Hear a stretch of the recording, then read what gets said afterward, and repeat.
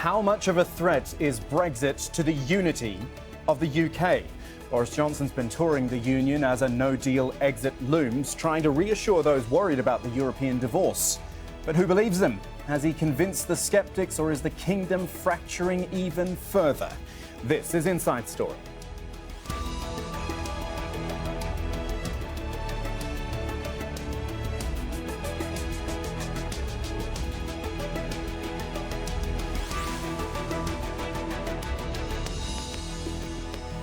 Hello everyone, I'm Kamal Santamaria. Welcome to Inside Story. We're talking about the UK today, or if we were to use its official name, the United Kingdom of Great Britain and Northern Ireland. But there are a lot of questions right now over that first word, united. And it's not just because of Brexit, which is now just 3 months away. Consider this. When was the last time a British Prime Minister visited the home countries, that is, Wales, Scotland and Northern Ireland, and faced protest at every stop? Let's go through it. Here's Boris Johnson starting out in Edinburgh. He was met with jeers and boos from protesters, which actually forced him to leave via the back door of Bute House, the official residence of Scotland's First Minister. Inside, his host, Nicola Sturgeon, expressed her discontent, shall we say, with Johnson's Brexit plans. She spoke about a catastrophic, almost inevitable path to a no-deal Brexit. Remember, most Scottish people didn't want to leave the EU, although many do support the idea of leaving the UK itself. Now, Sturgeon says she wants to pass the framework bill for another referendum on Scottish independence next year. Then it's on to Wales, where Johnson was seeking support for his Brexit plans from the country's agricultural sector. The Welsh Farmers Union has warned him leaving the EU without a deal would cause, quote, civil unrest in rural areas. Many British farmers rely heavily on trade with Europe, and a no-deal scenario could be costly for their business. Wales also important right now because of a by-election on Thursday in the seat of Brecon and Radnorshire, which Johnson's Conservative Party is trying to hold on to. And let's make it 3 from 3. Northern Ireland, his last stop. Boris Johnson didn't receive the warmest welcome either. Not publicly booed this time, but maybe that's because he was far away from the protesters. There is broad consensus that leaving the EU without a deal could be dramatic because of the land border between Northern Ireland and the Republic of Ireland, which will become a border into Europe. If no deal happens, the Sinn Féin party says the government must call a referendum on Irish unity immediately. However, let's not forget Northern Ireland's been without a sitting government since the year 2017.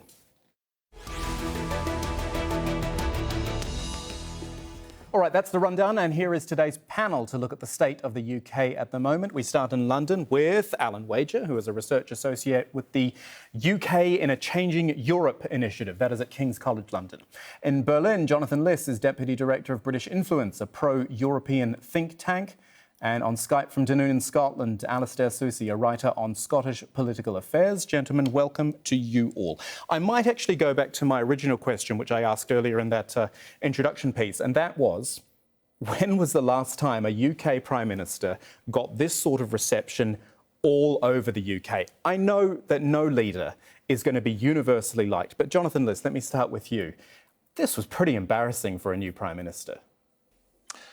It's massively humiliating, and it illustrates something very important about Boris Johnson, which is he's an extraordinarily divisive Prime Minister, perhaps the most divisive Prime Minister in modern times. Just a week into his premiership, where normally Prime Minister starts off with a bounce of popular goodwill and popularity. But because Boris Johnson is so reviled for his long career in public disservice, I would say, rather than public service, his long reputation for dishonesty and his instrumental role in the Brexit referendum, which is obviously such a divisive issue, that people just don't see that he is a man that really has anyone's interests at heart other than his own. And that has been very clearly expressed in Scotland and Wales and in the Northern Ireland political parties, as you can see. And with a Prime Minister who is sort of blackmailing Ireland, if you like, telling Ireland to abandon its basic economic and political interests to sort of satisfy the desires of Boris Johnson, is going to endear him even less to that country and the rest of the UK. So, in your eyes, Jonathan, Boris Johnson is, and I'll use this description, he is a product or a symptom, which one is it, of the disunity in the UK? Absolutely. The problem with Boris Johnson, well, one of the many problems with Boris Johnson, is that he's actually not as popular as the Conservative Party thinks he is. The reason that the Conservatives elected Boris Johnson was that they thought that he was a winner. So they overlooked his many kind of gaffes and verbal sort of journalistic errors and offensive remarks over the last few months, let alone the last few years. And he suddenly became the #1 candidate because they thought that he could win. But that was actually a very outdated notion, because the only time that he's really won was in London, and that was before Brexit. London now thinks very little of Boris Johnson because of his role in Brexit. And of course, Scotland, as you said, was very opposed to Brexit. Wales is now much more Remain than it was in 2016. And as you say, there is huge concern about a no-deal Brexit in the rural areas of Wales because of the farming industry. And in Northern Ireland, people are talking about the breakup of the Good Friday Agreement, which would be a direct result of a no-deal Brexit. So Boris Johnson has very little to show for himself. Alastair Susi in Dunoon, let's bring you in. Seeing as Jonathan has talked about some of the journalistic remarks and comments in the past of Boris Johnson, I can't help but remember back, and it's a while back now, admittedly, but 2005 in The Spectator, when he wrote about government by a Scot is just not conceivable in the current constitutional context. He was talking about Gordon Brown back then. I mean, just on that comment alone, you could see why the Scottish perhaps don't like him. But again, that reception he got there and the fact that he had to leave via the back door, and Nicola Sturgeon said that had never happened before, it's all a bit extraordinary, really. Yeah, no, I mean, it certainly is. I mean, he said some, pretty unsavoury things about Scots. Over the years, as you said, he said that government by a Scot is inconceivable. He also published, when he was editor of The Spectator, he published a poem, which called Scottish people vermin, and said that they should be placed in ghettos. That was when he was editor of the Spectator. So he's had many, roles. He also has this sort of streak of sort of English nationalism. He's very privileged. He was privately educated. He's kind of embracing a no-deal Brexit. He's saying by the 31st of October that, if that's the way we're going, that's the way we're going. All these things are aspects that Scots, do not embrace at all. And that is why, partially at least, he got the reception he did in Edinburgh. Now, I mean, if you think about Edinburgh, of course, the capital of Scotland, but it's also very pro-union. The two biggest cities in Scotland are Edinburgh and Glasgow. Now, that was the reception he got in quite a pro-union part of Scotland. Glasgow is actually quite a pro-nationalist. It voted yes to independence back in 2014. So I would, just wonder what would have happened if he had had to have done the same thing in Glasgow. Quite, yeah. Does all of this fuel the independence debate again? I've heard people describe the independence debate as being something that just sort of comes and goes. I've heard it described perhaps more pejoratively as a national sport.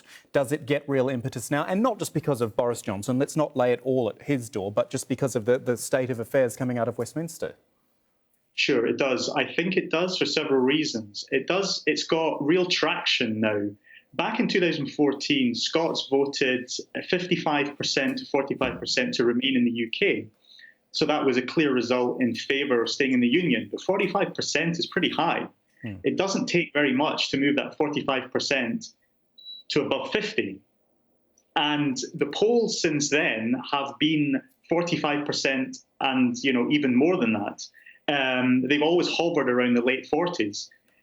So the traction that it has now, if you think back to then, that was aspirational. That 45% vote was an aspirational vote. Now there's real traction behind it. There's traction with Brexit. Scots didn't vote for Brexit. There's traction with Boris Johnson. A lot of Scots don't like Boris Johnson. There's traction with a no-deal Brexit.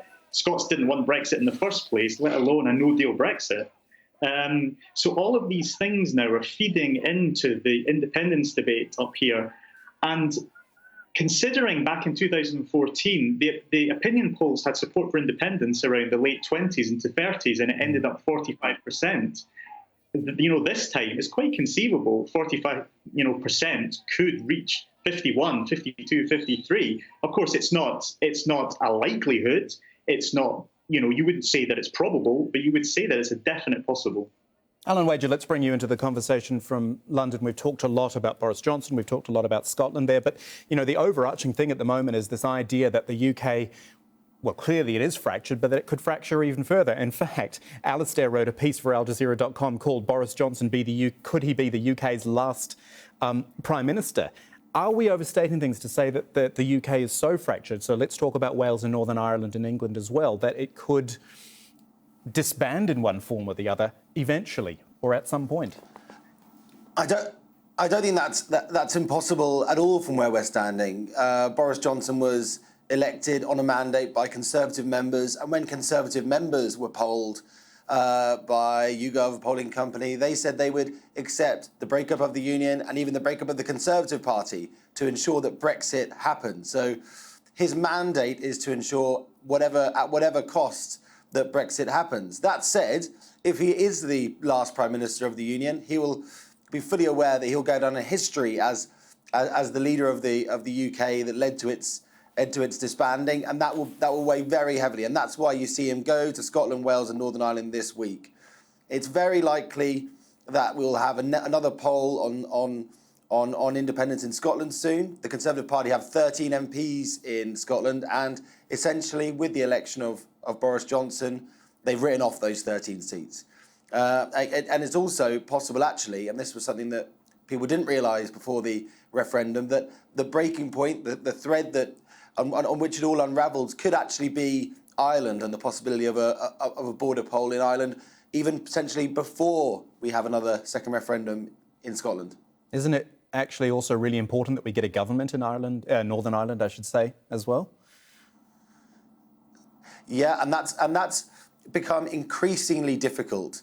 Now we have a Boris Johnson premiership. He's gone to Belfast this week. Before he met the cross-community leaders in Belfast, he met with the DUP, who he relies on for their support in the House of Commons. So he is not seen as an honest broker in that negotiation to restart power sharing in Northern Ireland. So it's really difficult to see that happening before potentially a hard Brexit.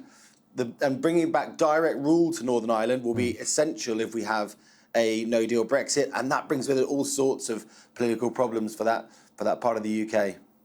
So here's the overarching problem that I think I see, gentlemen, from listening to what you've all said there on these various topics, and it is the word disconnect.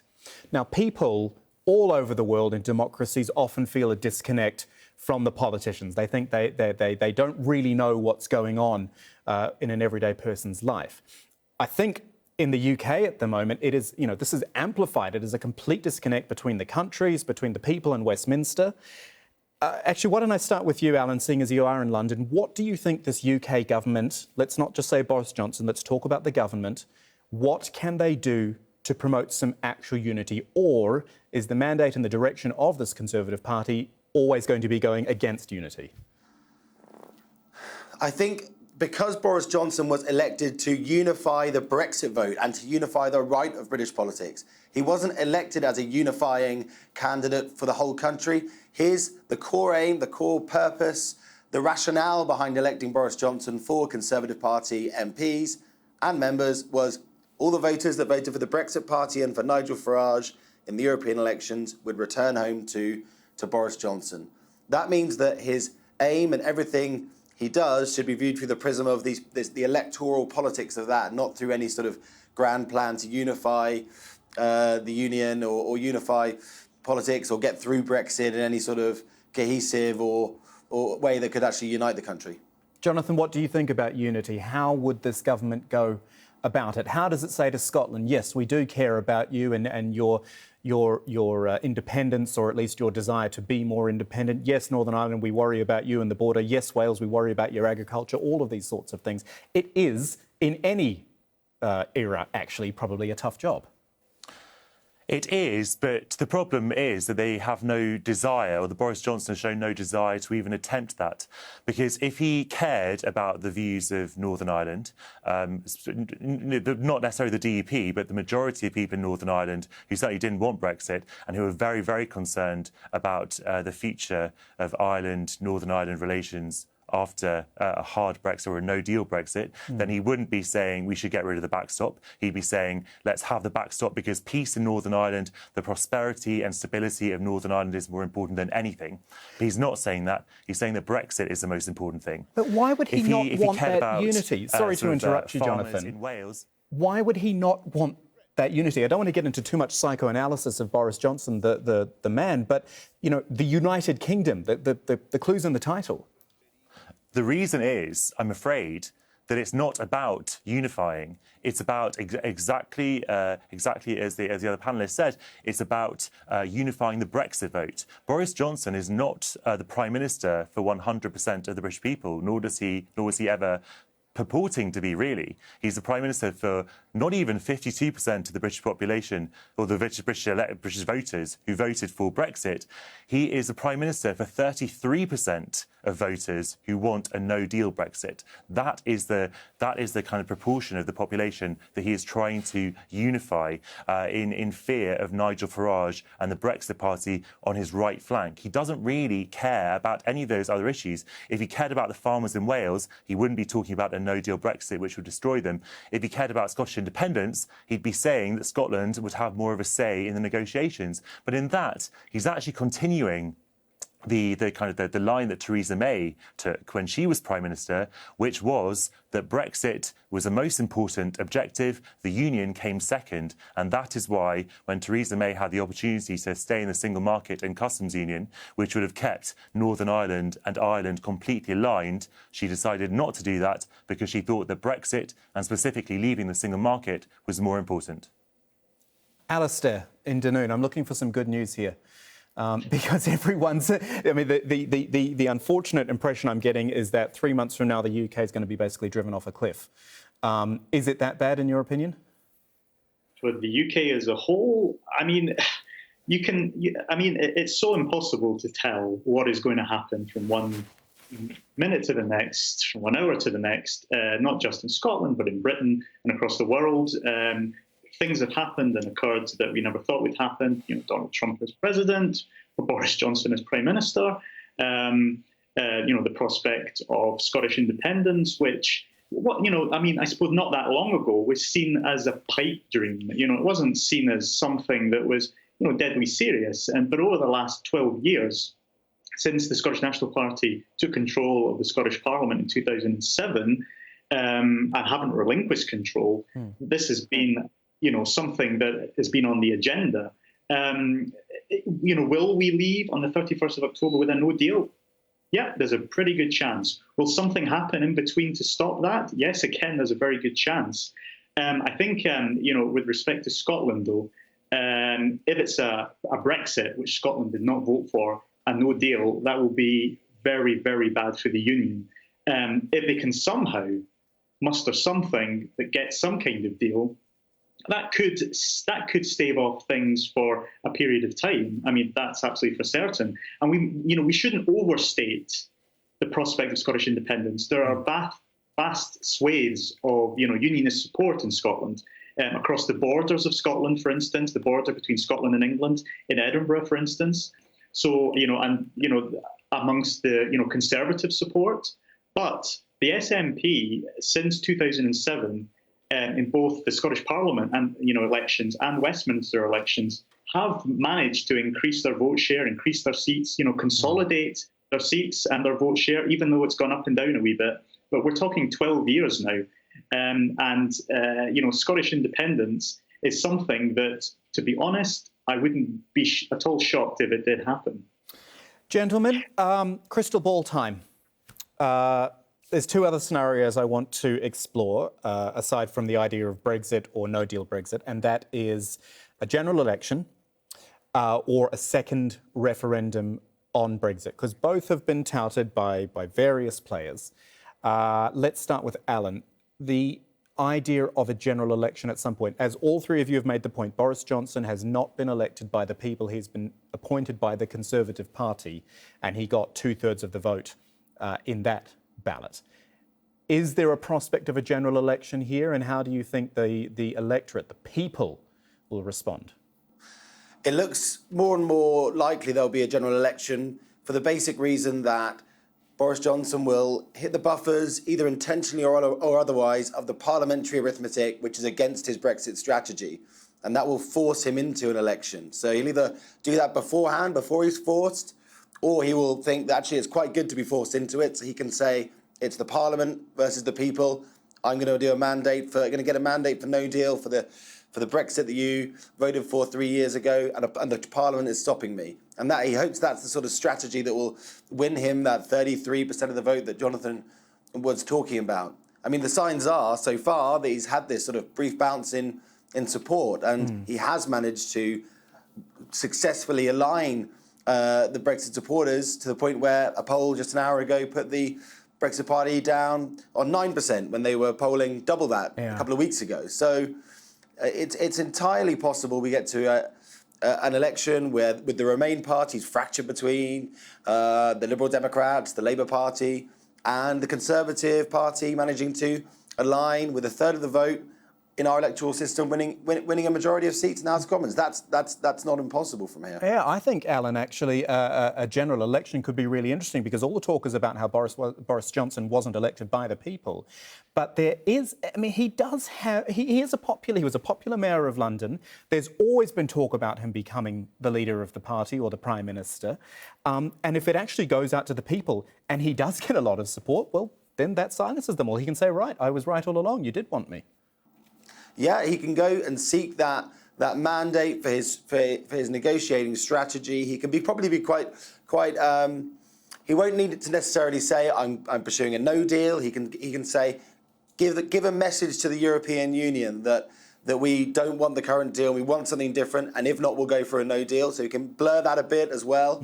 It's entirely possible that his strategy could pay off. There's a whole load of risks. He could lose a whole load of seats to the Remain parties in more Remainer part of the country that the Conservative Party currently hold. The seats in Scotland are going to go.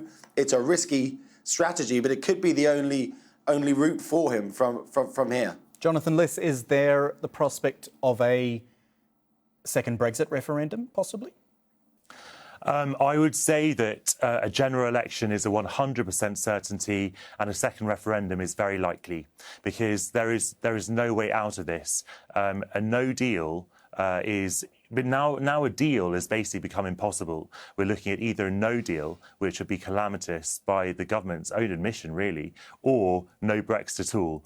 And in those circumstances, there'd be extraordinary pressure to have that second referendum, because the fundamental point is that there is no mandate for no deal, and the Brexiters have to admit that themselves. There's a certain amount of revisionism going on at the moment, where Brexiters are saying, oh no, we did talk up the possibility of no deal before, but that simply doesn't bear up to any scrutiny. The whole point of the Brexit referendum was that Brexit was going to give us a better deal, increased prosperity. The deal was going to be very easy and very quick. Now we're talking about spending billions of pounds just to ensure that people don't die of insulin shortages, which is not exactly what was promised in the referendum, and it certainly wasn't written on the side of the bus. So when people are confronted with that eventuality, there'll be immense pressure to have that referendum. And some people are speculating that Boris Johnson might actually want that, because if you were to have, if Brexit were to be taken out of his hands, if the people were to say, actually, we don't want this no deal, we want to remain, it could be that that's the only way that Johnson could salvage his premiership, because then he could actually be the Prime Minister who wanted to do something, was stopped, and then could go on and lead and do other things. Jonathan Liss, Alastair Soucy and Alan Wager, I've really enjoyed talking to you about this, and that's saying something, because we've been talking about Brexit an awful lot for the last few years, so thank you so much for joining us. And of course, thank you for watching this programme, and indeed all our previous editions are online at aljazeera.com if you want to have a look. Inside Story in the shows section. We're also at facebook.com/AJ Inside Story. We're on Twitter at AJ Inside Story. And I'm at Kamal AJE if you want to message me directly. From the whole Inside Story team, thanks for joining us. I'll see you again soon.